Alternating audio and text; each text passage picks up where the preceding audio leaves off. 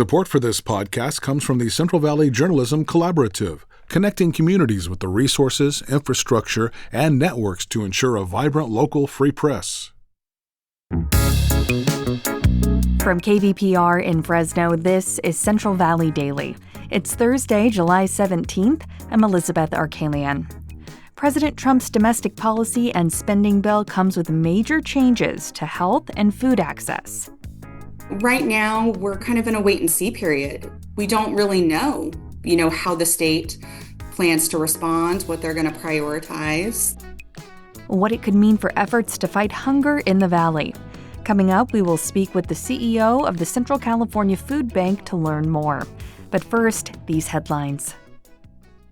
Hanford Republican Congressman David Valadao says he wants to bring, quote, dignity to the nation's unauthorized immigrant workers.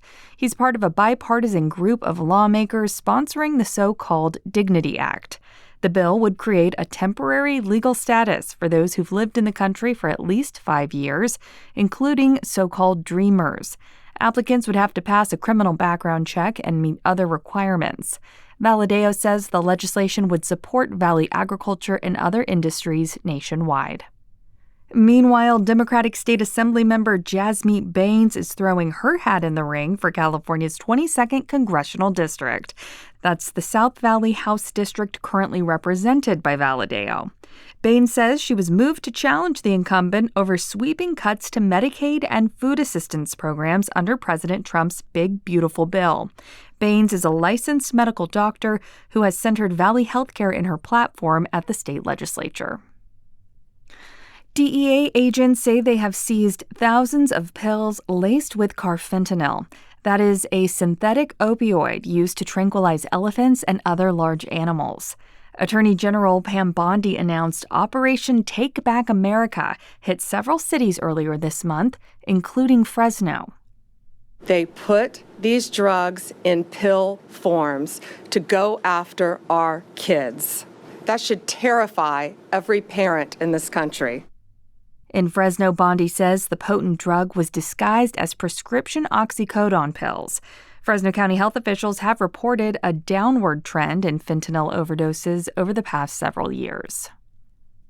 A troubled Kern County city is reckoning with a leadership vacuum after 2 council members resigned in controversy last week. KVPR's Joshua Yeager reports how California City plans to move forward. The remote city at the edge of the Mojave Desert barely managed a quorum on Monday. The emergency meeting was called to weigh options on filling 2 city council vacancies. One of those former councilmen, Jesse Hightower, had previously served as the city's police chief.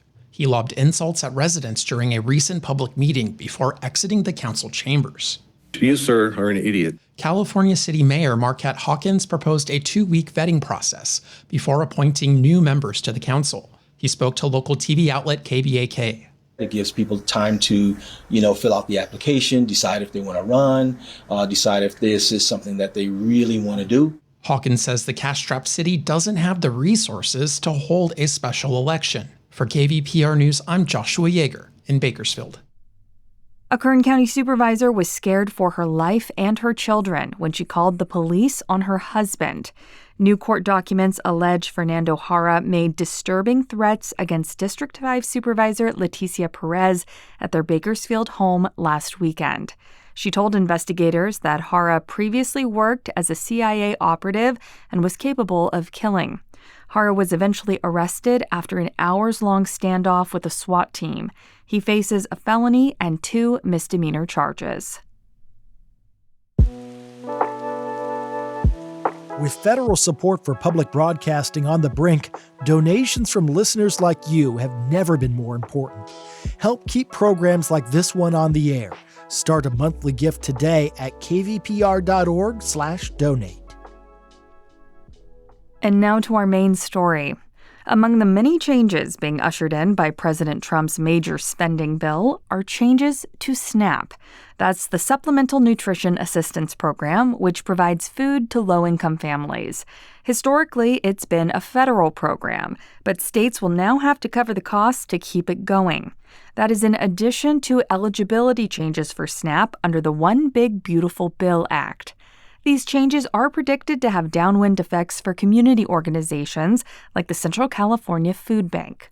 The food bank helps people sign up for SNAP benefits, as well as providing their own source of food for those in need. Natalie Caples is co-CEO of the food bank, and each year her organization provides 60 million pounds of food to families in need across Madera, Fresno, Kings, Tulare, and Kern County. And in the Valley, rates of food insecurity are generally higher here than they are statewide. Some estimates say 1 in 4 adults in Central California don't have reliable access to food, and the rate for children is higher. 1 in 3 kids are food insecure. I spoke to Natalie to better understand how the big, beautiful bill could impact the Central California Food Bank and those local families reliant on SNAP. She starts our conversation by further explaining some of the forthcoming changes.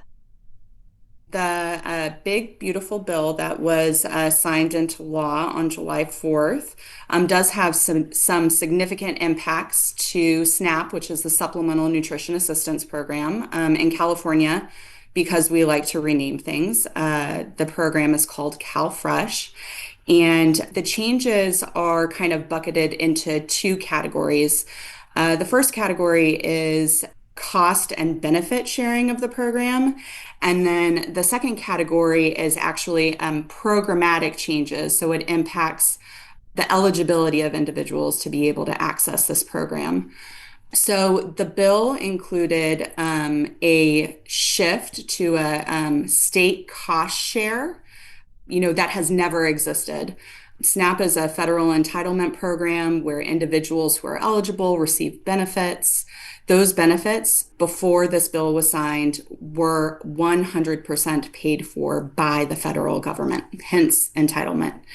And the bill has shifted the responsibility of payment of those benefits onto the states.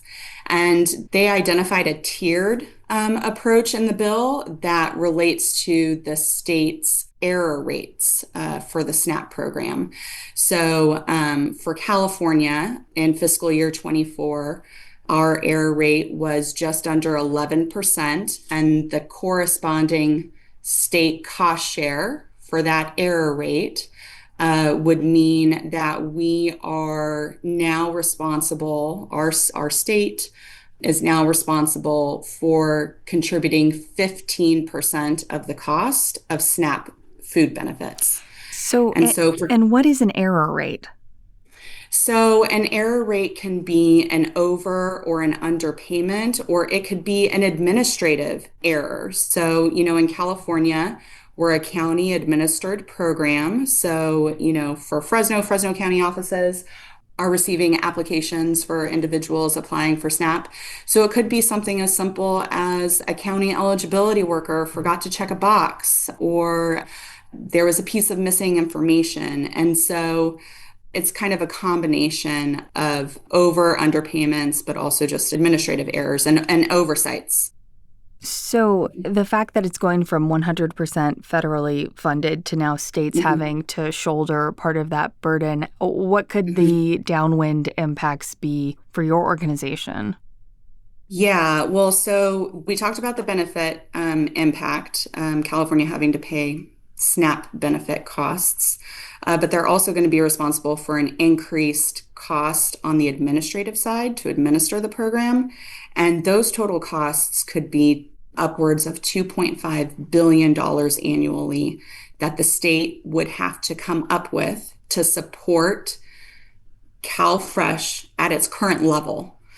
And so the impacts for our organization would be that if for some reason the state of California could not find this additional monies annually to be able to fund the SNAP CalFresh program, it would mean individuals may lose access to SNAP, and then those individuals would be turning to the emergency food network. They would be turning to food banks. They would be turning to our member partners to be able to make ends meet and feed their families.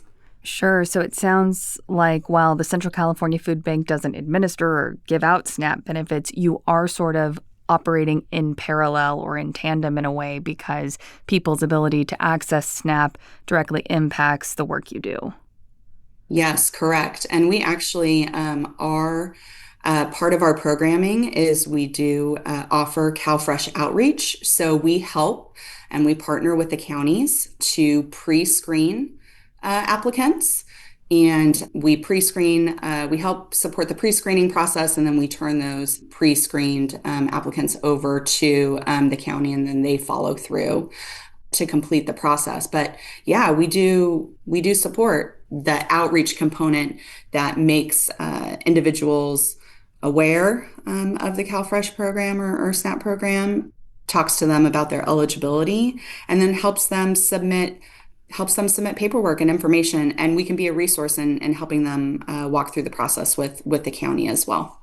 I wonder if that's something that could potentially go away if the state has to pitch in more money, because the state, for those who don't know, has been in a deficit and has struggled to balance its budget recently. Are you worried that your CalFresh connection could go away or be modified in a way that would hinder local people's ability to get access to CalFresh? Right now we're kind of in a wait and see period. We don't really know, how the state plans to respond, what they're going to prioritize. To your point, how they are going to come up with this anticipated $2.5 billion annually to keep our existing SNAP participation levels and benefit levels. But one thing that we do know is prior to this, huge shift in the way that the program operates, SNAP was the most effective and efficient anti-hunger program that the federal government ran. For every 9 meals that the SNAP program provided, food banks only provide 1. And so the things that food banks are grappling with right now is, we were already managing a very challenging landscape with sustained increased need, the need of individuals accessing the emergency food network over the last couple of years. But we had SNAP as that safety net, as that, trampoline where individuals who required short-term support could utilize SNAP, and then their economic conditions or personal conditions improved, and then they went off of the program. Now, with these policy changes, there's no way that food banks, our food bank, Central California Food Bank, can make up those lost meals. And so we are taking the time to evaluate the resources that we have available. We're taking time to raise awareness, right, about the, critical condition, we find ourselves in right now with the cuts to the SNAP program and what that means for individuals in Central California who relied on this programming to feed their families. Natalie Caples, co-CEO of the Central California Food Bank. Thank you so much for your time. Thank you so much for having me. And that's today's show. Today's episode was produced by Jonathan Linden and KVPR with support from the Central Valley Journalism Collaborative. I'm Elizabeth Arkalian. You can find the latest local news anytime at kvpr.org.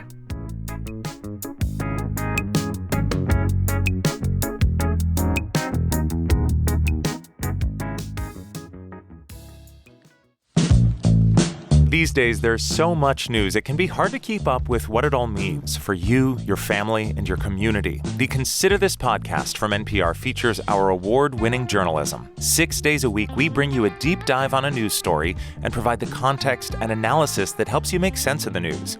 We get behind the headlines. We get to the truth. Listen to the Consider This podcast from NPR.